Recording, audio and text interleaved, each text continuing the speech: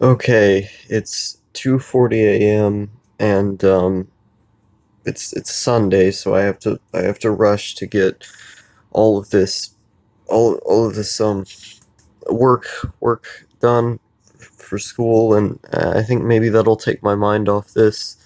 Um I I really I just need to do things that'll take my mind off of how I've been feeling since yesterday. Uh I don't. School, depending on what I'm doing, is probably going to make me feel a little bit worse because I don't like doing it. But at least it's something that I can hone in on and focus on. Um, I need to talk. Uh, I got to sleep at like 9:40 ish p.m. If I were to do a guesstimation, that's a guess. Wait, no, that's when the call ended. So it had to have been before then. So it would have been at 8 o'clock, around 8 ish. I got to sleep. I was doing a voice call. By far the most jarring thing to me about this voice call was the fact that it was the first time I needed to be in a voice call just to get to sleep. For the first time in almost 2 years. It happened in 2018, the last time this happened. Well, the only time this happened was a string of events after I had a partner who broke up with me, and I had an extreme mental breakdown. To this day, I've never suffered mentally that much at once, where my heart was beating all the time, palpitating to like an insane level. Like, I complain about heart palpitations now, but that was like nothing I had ever experienced before, um, besides maybe when I was younger and dealing with, the issues I had before I had my heart valve fix. Um, and I was falling down as a result of this stress that I was getting. My hair was falling out. My blood pressure was through the roof. I never wanted to be alone with my own thoughts because they were so piercing that um, thinking at all was hurting me. I needed to be in calls just to be at least calm enough to get to sleep. They didn't make me feel better. I felt terrible while I was in them, but at least I had a level enough of calmness to get to bed. And then I would end up waking up like 4 hours later, I guess because the stress levels were so high that I couldn't stay asleep. Um, so I wasn't getting consistent sleep at that point either, because it was just so hard to get to bed and stay in bed. Um, I couldn't enjoy anything. Everything I did that I once really liked doing ended up just making me want to kill myself more. And I can say with complete confidence that I don't want to do that now, but the way that my body has been feeling, and the way I've been reacting to this new turn of events, it isn't necessarily similar to how I had reacted then, because that was so much more of an intense, visceral experience. But there are aspects of it that have certainly been comparable. And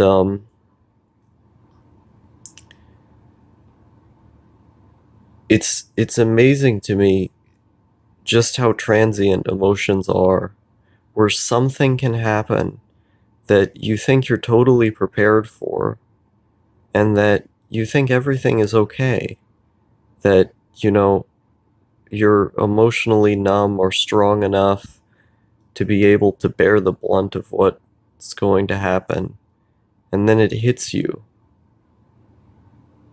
And you end up,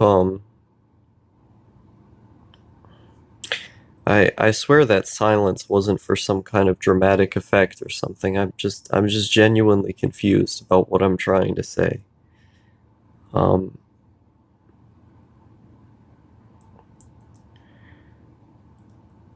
it, I actually don't remember what I was going to say.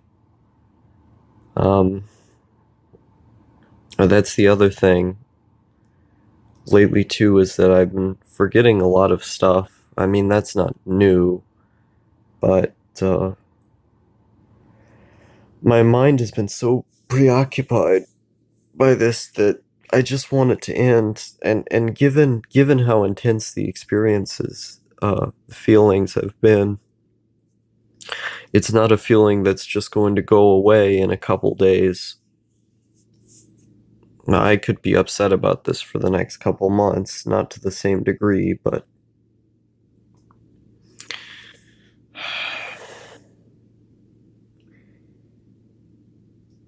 certain things, man, history. It's like history is always in motion. So there's nothing you can do. There's no way to predict what's going to happen next because the circumstances are always evolving.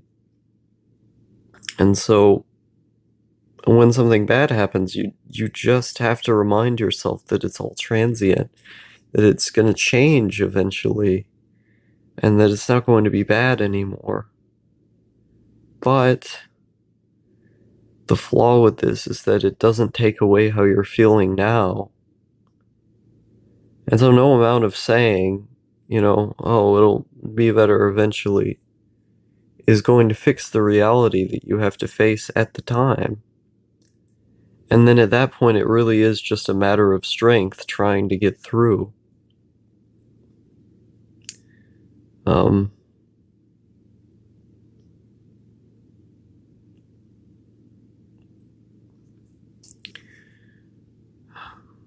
this isn't a video where you're meant to be concerned. I know I can get through, but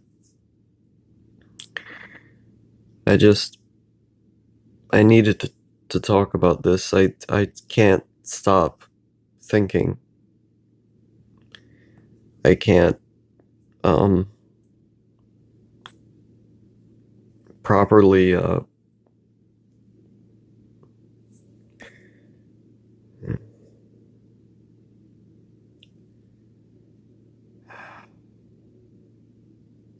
I took my old Vistaril pills. Vistaril's not a very good medication.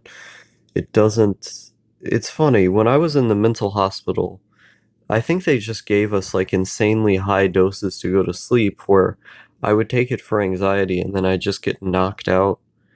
Um, so I think they just had insanely potent or high dose pills, but this one time I got knocked out in the middle of the quiet room, and there were multiple kids in there who had tried to attack me or threatened to, and I was just passing out in this room full of people, and when I woke up, like, my mouth was open and stuff. People thought I was dead when they looked at me. Um, but I didn't have the ability to be scared about what could have potentially happened when I woke up because the medicine just had me so calm. Or the moment that I freaked out was after it had worn off. Um, but when I've taken these pills on my own after having been prescribed them at the highest dose that you can take them, they helped me sleep a little bit for a while, and then after a few months, they just stopped doing anything at all. Certainly nothing for anxiety, but I took like 3 of them, 25 milligrams, to just get my heart to calm down because it was like blasting through my chest. It was really, I wouldn't say scary, but just incredibly unpleasant. Um, and so I took like 3 of them, and it calmed my body down to a certain extent, but not nearly to the degree that I needed to. And I I don't know. I know it's with everything, the brain has its way of moving on. You know, in the brain, I don't know the exact study or uh, uh, list of studies that talk about this offhand, but and so you're just gonna have to kind of take my word for it as I make the point. I would recommend doing your own research. Obviously, don't quote anything I'm saying here, but I remember reading a few of these studies that had basically posited the idea that the brain is made to move on from things that have left or things that have died, or just things that are gone, is that because the prerogative is to stay alive, you naturally have to get over mourning and being upset that something is gone. And that's what it was like with my dog, Widget, when he got ran over by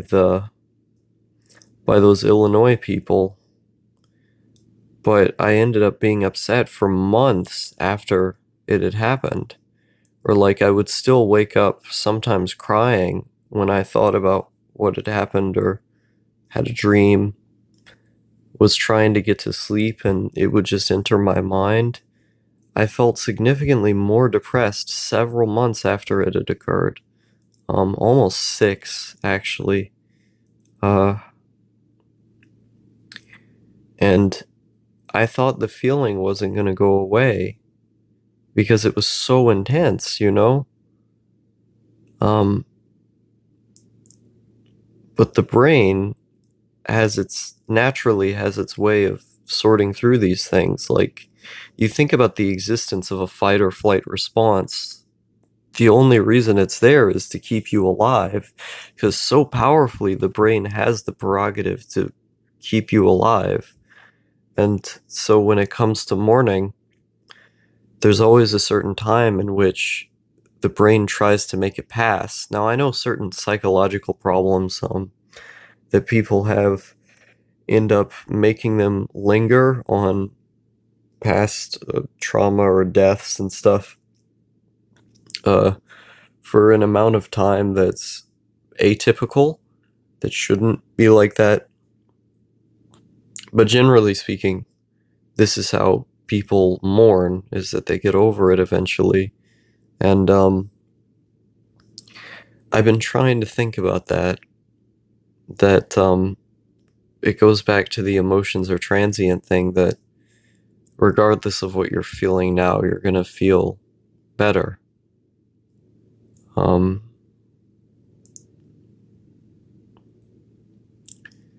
it doesn't really do anything to help, but I guess it's a nice reminder. Um,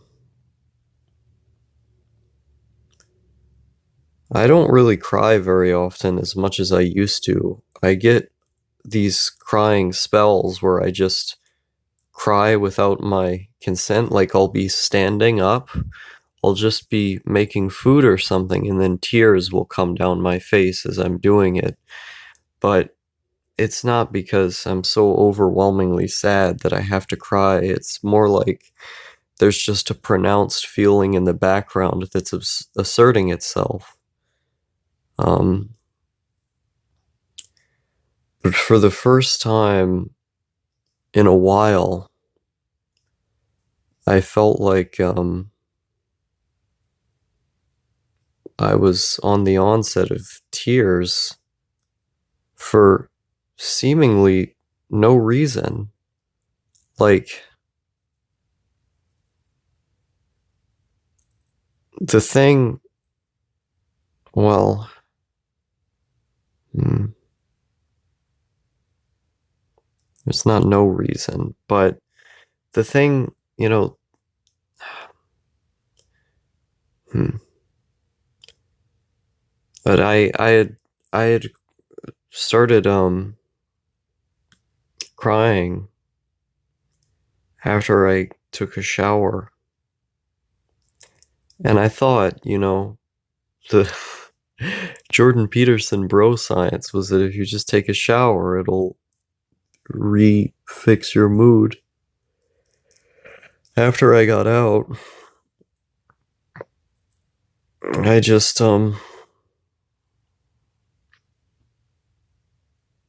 I just started crying. After like a minute of this happening, I and it wasn't like a big cry, you know, it wasn't like one of those cries that you get where it's a big deal. It was more of a pronounced one, not to the same degree of me like standing up and then just starting to cry and then continuing to do the action I was doing before the tears came out, but it um it was the kind of cry that felt like suppressed, but it just came out anyway.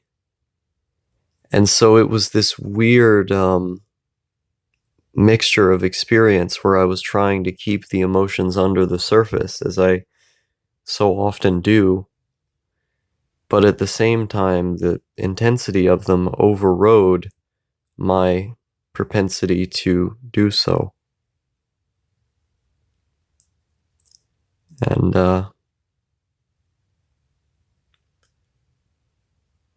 I feel a little bit better after recording this, but I know as soon as I turn the camera off, I'm going to go back to feeling the way I did before. And no one is awake at this hour to distract me. So, for the duration of time that I feel this way, I'm gonna be alone, I think.